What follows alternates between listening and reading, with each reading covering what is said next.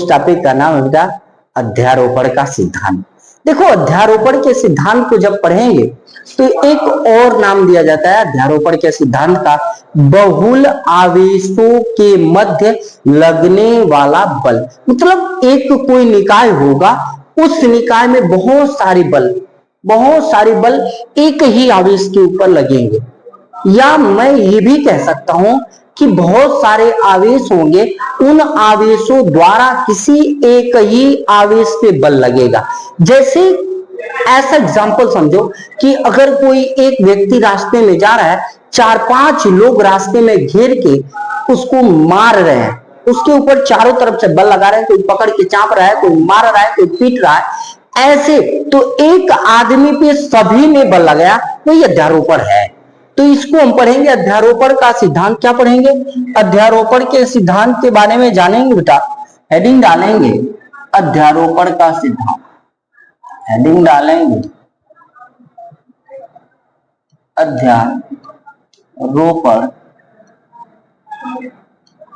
का सिद्धांत।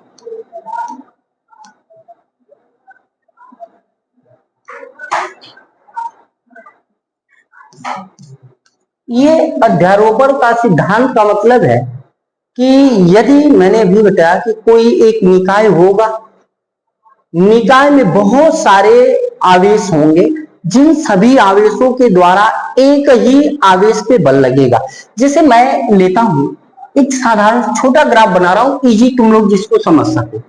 अगर मैं यहां पे देखो एक ग्राफ ऐसे बना लूं, ऐसे, अगर मैं मानूं कि इस बिंदु पे आवेश Q1 को रख दिया जाए, इसके बहुत सारे ग्राफ बनाए जा सकते हैं, यही है। आवेश Q1 को रखें और यहां पे मैंने Q2 आवेश को रख दिया, और यहां पे एक आवेश मैंने लिया Q3 और एक आवेश यहां पे लिया Q4 और यहां पे रख दिया डॉट डॉट डॉट Qn। बहुत सारे आवेश है तो मैंने उसको अंतिम आवेश माना। तो इसमें बहुत सारे आवेश है, अगर मैं मानूं कि यहां से इस आवेश से इस आवेश के बीच की दूरी, तो बेटा इसको ये किस आवेश के बीच की दूरी की बात कर रहा है? आवेश Q1 और Q2 के, तो इसको R12 लिख दीजिएगा, ये हो जाएगा। अगर मैं बात करूं इस Q1 यहां पे है और यहां पे 3, तो यहां से यहां के बीच की दूरी को तो R13 दिखा दीजिएगा। अगर मैं बात करूं यहां से यहां तक की दूरी की, तो R14 दिखा दीजिएगा। कोई दिक्कत तो नहीं ना? अगर आगे चर्चा करेंगे यहां से यहां तक की दूरी, तो इसको दिखा दीजिएगा R1n, ये दूरी हो गई।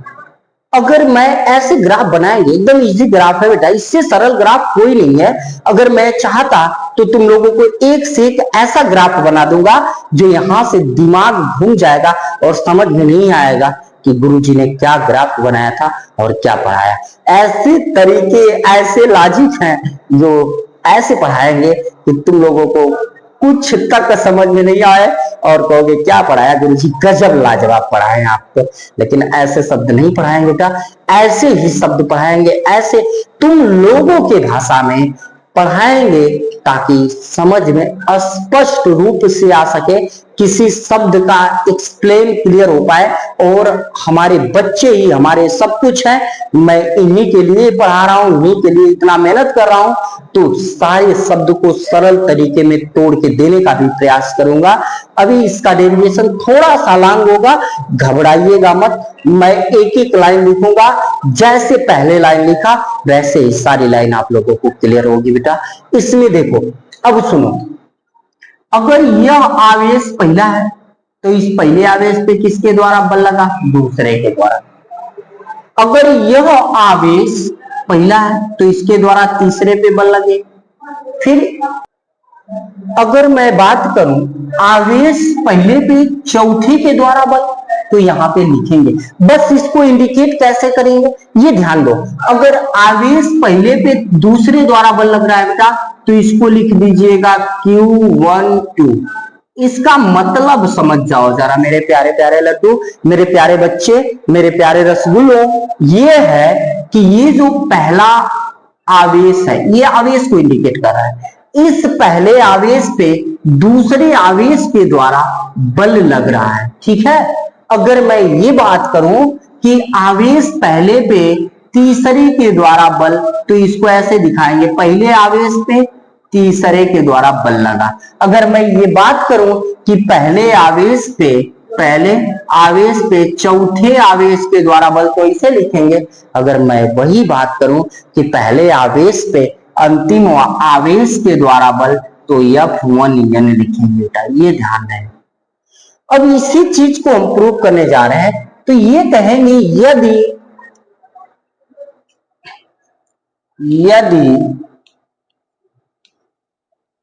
एक निकाय में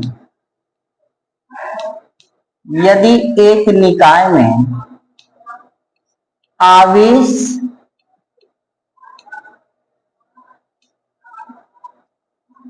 Q1, Q2, Q3, Qn, ये Qn हो। मैंने क्या बताया, एक निकाय में आवेश Q1, Q2, Q3, Q4 Q1 हो, तो ठीक है। तथा इनकी स्थिति सदिश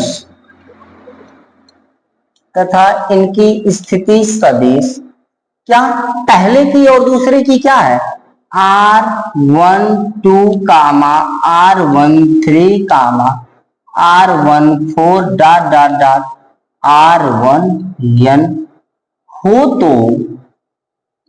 R1N हो तो अब बस यहीं तक, R1N हो तो आगे करना क्या है कि आगे इसमें कूलाम का नियम लगा देना है। आगे क्या करना है, कूलाम का नियम लगाना है।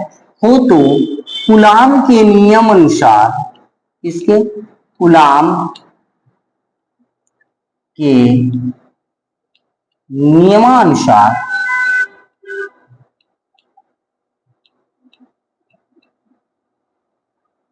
बेटा कूलाम का नियम क्या होता है जी, किसी को पता है? देखो कूलाम का नियम ये था ना कि अगर दो आवेश हैं, डायरेक्ट बता रहे हैं तेजी से, एक यहाँ पे Q1 और यहाँ पे Q2 है, इन दोनों के बीच की दूरी R है, तो इनके बीच जो बल लगेगा बेटा वो F बराबर होता था 1/4 पाई F0 इंटू Q1 Q2 अपान R², यही होता है। अब ये ध्यान देना है तुमको, ये कूलाम का नियम है। तो मैंने बताया यहाँ पे कि यदि एक निकाय में आवेश Q1, Q2, Q3 Q1 हो तथा इनकी स्थिति सदिश R12, ये R12 क्यों लिखा?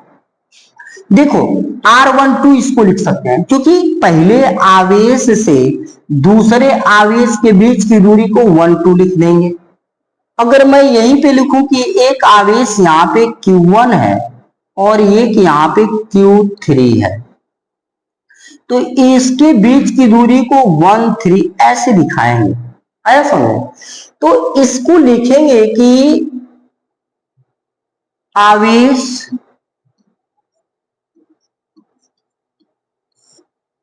Q1 पर Q2 द्वारा लगने वाला बल F12 हो तो, समझ में आया ना बेटा? F12 हो तो कूलाम के नियम अनुसार F12 बराबर 1/4 पाई F0 इंटू Q1 Q2 अपान R12। R का स्क्वायर होता है, इसमें क्या होता है R का स्क्वायर, तो इसमें भी क्या लिखेंगे R²। समीकरण नंबर 1 हो गया। समीकरण नंबर 1 हुआ। और मैं ये कहूं कि यदि आवेश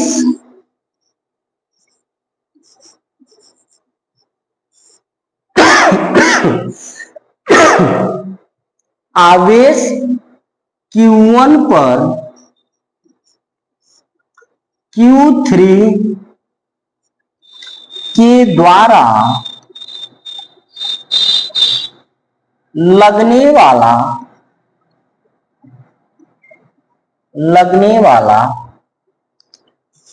बल F13 हो तो F13 बराबर कूलाम का नियम लगा रहे हैं बेटा। F13 बराबर, अब देखो पहला और तीसरा आवेश है, पहली बात कूलाम नियतांक लिख दो 1/4 पाई एप्सिलॉन नॉट। यहाँ पे बेटा 1/4 पाई एप्सिलॉन नॉट न लिखने की इच्छा हो तो K लिख सकते हैं इंटू Q1 इंटू यहाँ पे क्या होगा 3 बटा के R13 स्क्वायर। समीकरण नंबर क्या होगा बेटा 2 होगा। समीकरण नंबर क्या होगा बाबू 2 होगा। आगे मैं ये बात करूंगा कि ये समीकरण 2 हो गया। और आगे ये चीज है कि यदि, अब देखो यदि आवेश Q1 पर, ये जो Q1 आवेश था यहाँ पे ग्राफ बनाया थे अभी दिखाएंगे, जो Q1 आवेश है उस पे आप बल लगेगा आवेश Q1 पे Q4 के कारण, अब स्टार्ट कर देना बेटा, बल कितना होगा F14 बराबर 1/4 pi epsilon not into Q1 Q4 upon R14 का स्क्वायर। एक बात ये ध्यान दीजिएगा, ऊपर जो आवेश है यहाँ पे Q1 Q3 लिखे हैं तो 13 लिखिएगा, ऊपर Q1 Q4 है तो यहाँ 14 का स्क्वायर करिए, समीकरण नंबर 3 हो जाएगा। अब मैं ये बात करूंगा कि आवेश, अब बात करूंगा कि अंतिम आवेश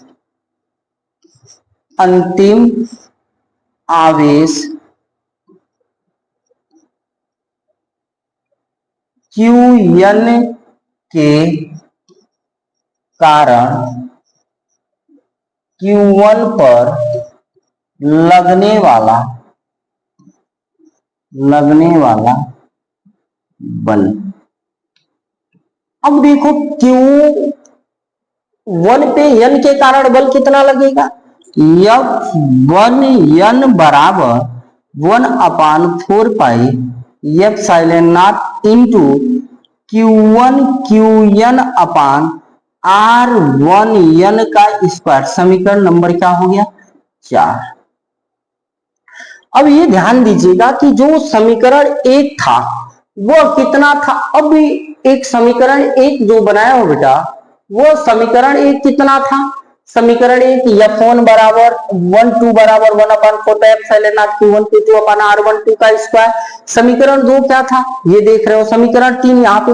तो सब आवेश के द्वारा किस पे बल लगा है, पहले पे, तो लिखेंगे कि सभी आवेशों के द्वारा Q1 पे लगने वाला बल, वही तो अध्यारोपण कहला रहा है ना। सभी आवेशों के द्वारा एक आवेश पे जो बल लग रहा है वही क्या कहला रहा है, अध्यारोपण कहला रहा है। तो हम लिखेंगे बेटा कि जो आवेश, क्या लिखेंगे, आवेश, सभी आवेशों के द्वारा, लिख लेंगे, थोड़ा इसको ऊपर करेंगे, लिखेंगे सभी आवेशों के द्वारा, क्या लिखेंगे, लिखेंगे सभी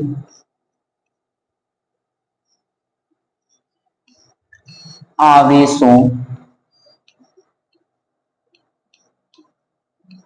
के द्वारा Q1 पर लगने वाला बल। बेटा देखो F बराबर, डायरेक्ट लिख रहे हैं, F बराबर F12 पहले पे दूसरे के द्वारा लगा है, फिर लगा है F1 3, फिर लगा है F1 4 plus dot dot dot dot F1n, इतने बल लगे हैं। देखो सबका मान रख दो, इसका मान पता है, इसका भी मान पता है, इसका सबका मान पता है, तो लिखेंगे बेटा F बराबर, इसका मान सबको पता है 1/4 पाई एप्सिलॉन नॉट। एकदम इजी है। देखो ऊपर देखने की कोई जरूरत नहीं। आवेश कौन है, पहला और दूसरा, तो यहाँ का लिख दो Q1 Q2 लिख दो बटा के R12 का स्क्वायर, फिर प्लस लिख दो। इसका मान कितना होगा, इसका होगा 1/4 pi epsilon not into Q1 और यहाँ पे होगा Q3 अपान R13 का स्क्वायर। क्योंकि मैंने 1 और 3 पे निकाला तो ये 1 और 3 होगा, दूसरे का निकाला तो 1 और 2 होगा, फिर प्लस 1/4 पाई, इसका मान रख रहे हैं 4 पाई epsilon not into Q1 Q4 upon R14 का स्क्वायर, यहां तक कर लेंगे। फिर प्लस करेंगे बेटा dot dot dot dot 1/4 pi epsilon not into Q1 और अंतिम आवेश Qn अपान R1n का स्क्वायर। समीकरण इसको बनाने की कोई जरूरत नहीं है, अब रहने दो, समीकरण बना के क्या होगा, फिर बहुत समीकरण बना लिया बेटा। अब जरा ध्यान से देखो किसमें सब में क्या कॉमन है। यहाँ 1/4 पाई एप्सिलॉन नॉट, इसमें भी 1/4 पाई एप्सिलॉन नॉट, इसमें भी है, इसमें सब में 1/4 पाई एप्सिलॉन नॉट कॉमन है, तो कॉमन कर लेंगे तो बचेगा F is equal to 1/4 pi epsilon not into कोष्टक में यहां बचेगा Q1 Q2 अपान R12 का स्क्वायर प्लस Q1 Q3 अपान R13 का स्क्वायर प्लस Q1 Q4 अपान R14 का square plus dot dot dot dot dot Q1 Qn अपान R1n का square, ऐसा होगा। अब एक चीज कुछ मन में ये शंका हो रही है कि सर ये एक और कॉमन है, यहां से कॉमन जो है 1 है, इसमें भी 1 है, इसमें भी 1 है, इसमें भी 1 है, तो 1 को भी कॉमन कर लो तो लिख दो F बराबर 1 कॉमन कर दो तो यहां रख दो Q1 upon 4 pi epsilon not, कोष्टक में लिख दो बाबू Q2, 1 कॉमन है सब में, Q2 अपान R12 का स्क्वायर प्लस Q3 अपान R13 का स्क्वायर प्लस Q4 अपान R14 का square plus dot dot dot dot मेरे प्यारे बच्चे, और ये होगा Qn अपान R1n का स्क्वायर। यही अध्यारोपण का सिद्धांत है। यही क्या है, अध्यारोपण का सिद्धांत है मेरे प्यारे बच्चे। और बहुत बहुत धन्यवाद मेरे साथ इतने समय तक जुड़ने के लिए, आपको तहे तहे दिल से शुक्रिया करता हूं।